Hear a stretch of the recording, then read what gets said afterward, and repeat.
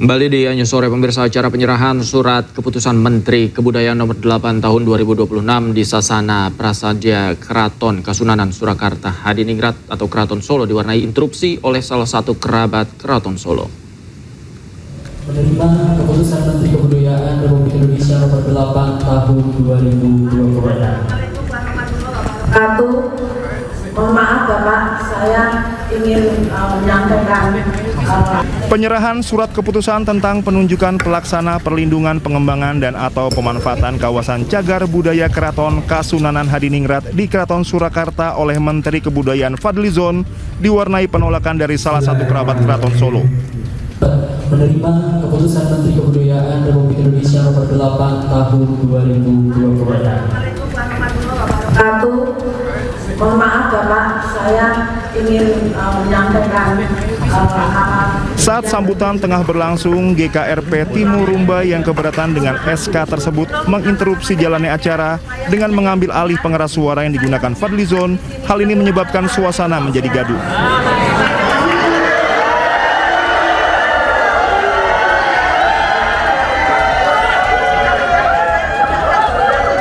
Menyikapi hal tersebut, Fadlizon mendengarkan dan memberi tanggapan serta akan menyediakan waktu untuk mendengarkan lebih lanjut keberatan tersebut dalam situasi yang kondusif. Telah bersepakat ya untuk menunjuk penanggung jawab, karena kita berharap keraton yang bersejarah ini harus terjaga, terawat ya. Tadi saya telah meninjau, mungkin belum semua ya, tapi sebagian besar nih bersama Pak Dirjen semua. Ternyata memang perlu ya cukup banyak pekerjaan rumah untuk melakukan revitalisasi bangunan-bangunan, gedung-gedung, tempat-tempat yang penting bersejarah yang ada di keraton ini. Meski sempat terjadi keributan dan acara terhenti, namun acara dilanjutkan dengan penyerahan secara simbolis sampai selesai setelah GKRP Timur pergi dari Sasana Prasadya. Dari Solo, Jawa Tengah, Septiantoro Anyus melaporkan. Mantan Wamenaker Emmanuel Ebenezer Gerungan atau Noel didakwa terlibat praktek pemerasan pemohon sertifikasi K3 dengan total uang 6,5 miliar rupiah. Dalam sidang perdana, jaksa menyebut praktek pemerasan oleh Noel sudah berlangsung sejak tahun 2021.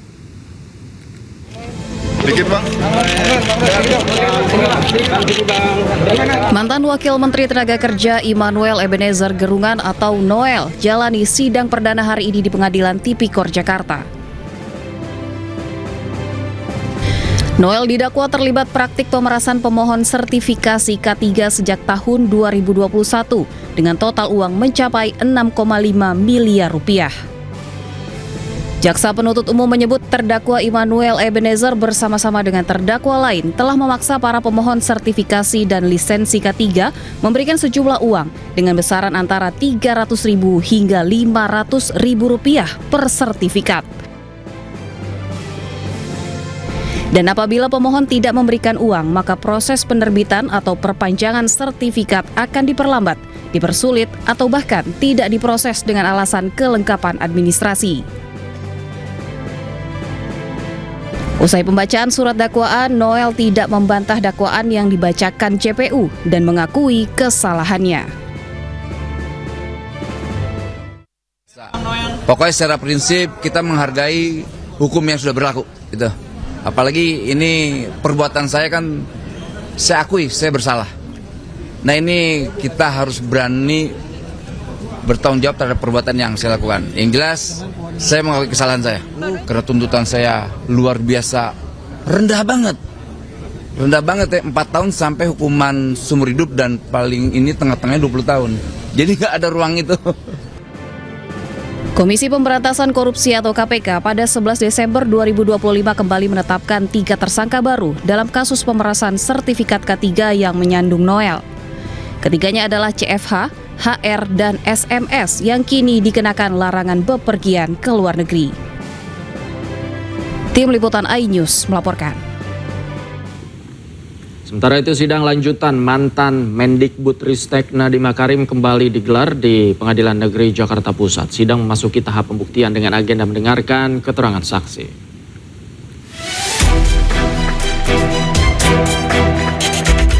Sidang Nadiem Makarim memasuki tahap pembuktian. Sidang ini diawali dengan mendengarkan keterangan saksi-saksi yang dihadirkan. Meski demikian, sidang ini dihadiri langsung oleh Nadiem Makarim yang mengaku kondisi kesehatan yang menurun sehingga sidang sempat tertunda beberapa waktu yang lalu. Saksi hari ini menyebut bahwa keputusan Krom itu malah mengurangi harga laptop, bukannya meningkatkan, jadi malah menghemat. Nadiem bersyukur dengan keterangan saksi yang menyebut keputusannya malah menurunkan harga laptop berbasis Krom. Sidang Nadiem Makarim juga diwarnai oleh perdebatan antara jaksa dan kuasa hukum Nadiem Makarim. Jadi pertama, jaksa mengatakan bahwa mereka patuh, mereka tidak pernah patuh. Pemberian alat bukti BPKP ini sudah perintah awalnya. Mohon izin yang mulia, ini sudah membias jauh dari pembicaraan pokok tentang kamera. Artinya keberatan kami yang mulia. Patuh itu sudah dari awal. Tolong kita tertib. Bahkan yang kami berikan kesempatan baru berbicara ya. Gantian dong ngomongnya. Ya sudah, silakan. Perdebatan itu terjadi karena tim kuasa hukum Nadiem Makarim merekam video dari posisi depan ruang sidang. Hal itu kemudian memicu keberatan jaksa penuntut umum. Dalam kasus ini, Nadiem Makarim bersama 3 terdakwa lainnya disebut merugikan negara senilai 2,1 miliar rupiah. Nadiem juga didakwa memperkaya diri sendiri senilai 809 juta rupiah karena menyalahgunakan kewenangannya sebagai Mendikbudristek saat itu. Pemirsa, Roy Suryo CS berencana menggugat penghentian proses hukum atau SP3 terhadap Egy Sujana dan Damai Harilubis. Pihaknya menilai ada cacat prosedur.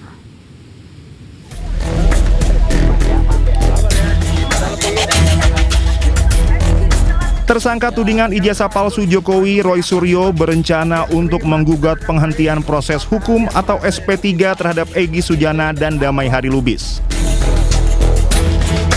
Roy menyebut ada cacat prosedur dalam pemberlakuan restoratif justice hingga penerbitan SP3. Baca pertimbangannya. A, B, C, D, E, F, G, H, I, J, K. Itu adalah laporan dari Jokowi, laporan dari Lidjumanan, laporan dari Ade Kurniawan, laporan dari Kamis Samuel Sweken, penetapan tersangka, SPDP, L-nya tiba-tiba loncat SP3. Ini nggak bisa, harusnya ada RJ-nya kapan, surat permohonan RJ-nya kapan. Tiba-tiba ini meloncat begitu saja.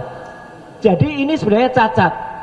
Nah, ada keinginan, ini lagi dibicarakan, apakah kita mempertanyakan SP3 itu.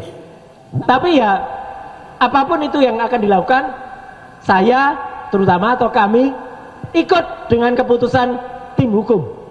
Jadi kalau tim hukum mau gugat SP3 silakan. Sebelumnya, Polda Metro Jaya menerbitkan surat perintah penghentian penyidikan kasus dugaan fitnah ijazah palsu Joko Widodo. SP3 itu diterbitkan untuk tersangka Egy Sujana dan Damai Harilubis usai mengajukan permohonan restoratif justice. Kabid Humas Polda Metro Jaya menganggap penerbitan SP3 terhadap Egy dan Damai Lubis adalah bentuk akomodasi pada permohonan restoratif justice yang diajukan Egy dan Damai Harilubis. Tim Liputan Anyus melaporkan. Sementara itu, Kabid Humas Polda Metro Jaya Kombes Pol Budi Hermanto menyebut hari ini penyidik akan memeriksa 3 orang saksi yang meringankan para tersangka, yakni Roy Suryo CS. Sementara saksi ahli yang juga akan meringankan Roy Suryo CS akan diperiksa besok. Juga terhadap kasus ijazah, kami mengupdate hari ini akan ada pemeriksaan terhadap 3 saksi yang meringankan yang diajukan oleh tersangka klaster kedua. Dan besok tanggal 20 juga ada pemeriksaan 7 saksi ahli dari yang diajukan oleh tersangka klaster kedua. Selanjutnya akan dijadwalkan di dalam bulan ini juga untuk pemeriksaan 3 tersangka di klaster 1. Kami sampaikan kepada teman-teman sekalian terhadap 2 tersangka yang di klaster 1 yang sudah mendapat RJ, ini juga haknya sebagai status tersangka juga sudah dicabut.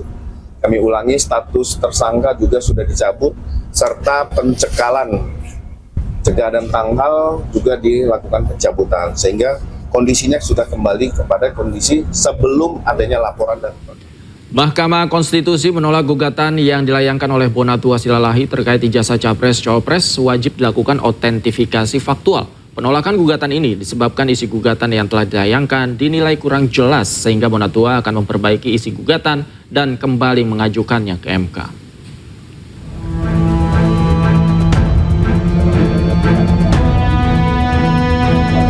Gugatan yang dilayangkan oleh pengamat kebijakan publik Bonatua Silalahi terkait kewajiban proses autentikasi ijazah calon presiden dan calon wakil presiden ditolak oleh Mahkamah Konstitusi. Penolakan permohonan ini karena hakim menilai isi gugatan yang telah dilayangkan tidak jelas. Namun Bonatua menanggapi penolakan gugatan ini sebagai kabar baik karena ia memiliki legal standing dan bisa mengajukan gugatan ulang. Hakim memutus, ya memang kita harus patuh hargai pendapat hakim. Namun ada good newsnya adalah bahwa saya selaku pemohon adalah orang yang tepat, tidak ditolak. Artinya legal standing saya sudah terpenuhi. Dan kedua adalah bahwa selaku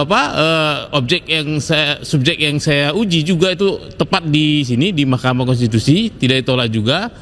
Kendalanya adalah cuma satu, yaitu saya itu permohonan saya tidak diterima dengan alasan secara formil, obskur, kurang jelas ya. Artinya permohonan yang saya susun itu dianggap tidak begitu jelas ditangkap oleh hakim. Dan ini good newsnya lagi bahwa ya berarti saya tinggal mengajukan lagi nanti. Sebelumnya Bonatua melayangkan gugatan ini untuk memastikan ijazah calon presiden dan calon wakil presiden terbukti asli dan autentik. Dari Jakarta, Jessica Winoto, Oki Mahendra, Ari Setiawan, iNews melaporkan. Pemirsa, Wakil Ketua DPR RI Sufmi Dasko Ahmad menegaskan pembahasan rancangan Undang-Undang Pemilu dilakukan secara hati-hati dan mendalam. Hal ini menyusul sejumlah putusan Mahkamah Konstitusi yang bersifat final dan mengikat, namun dinilai memerlukan kajian lanjutan sebelum dirumuskan dalam belet baru.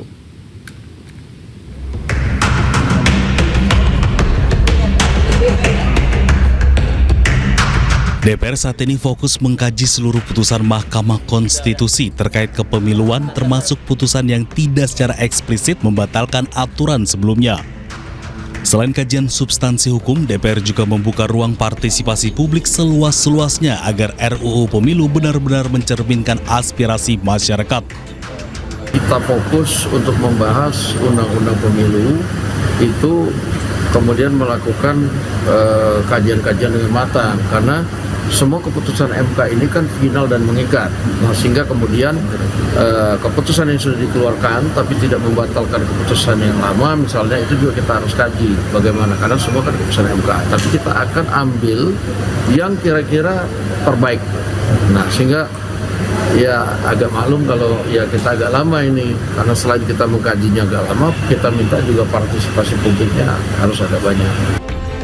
Sementara itu, DPR juga memastikan pemilihan presiden pada 2029 nanti akan tetap dipilih oleh rakyat.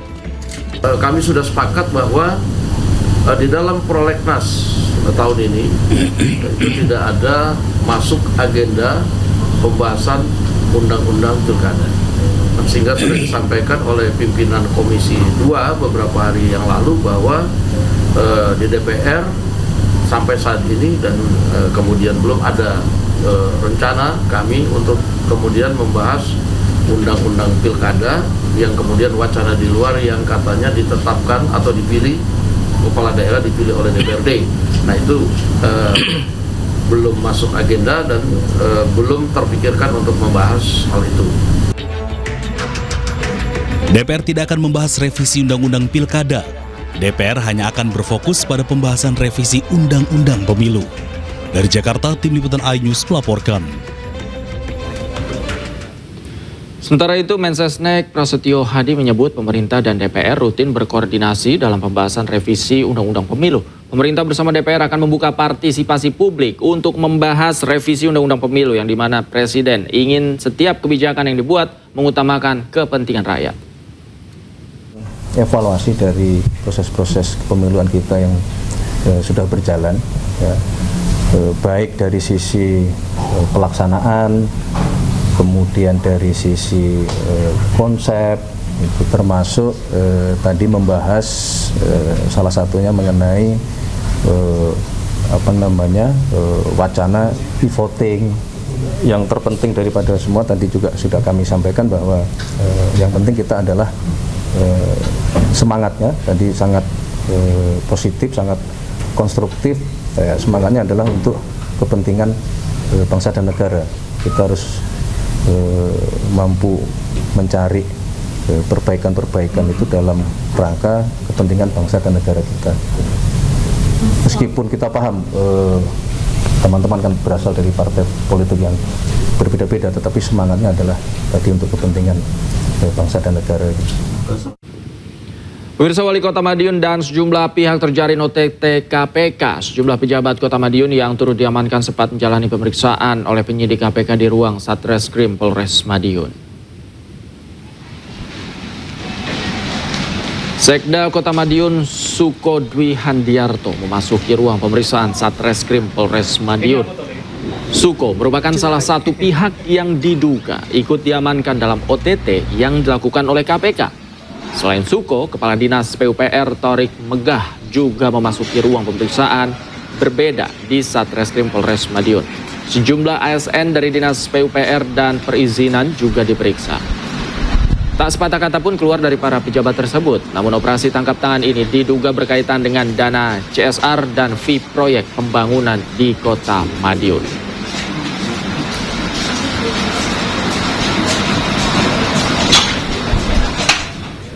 Imbas banjir di Pekalongan dan Jabodetabek, 78 kereta api dibatalkan hingga hari ini. Ayu Sore segera kembali.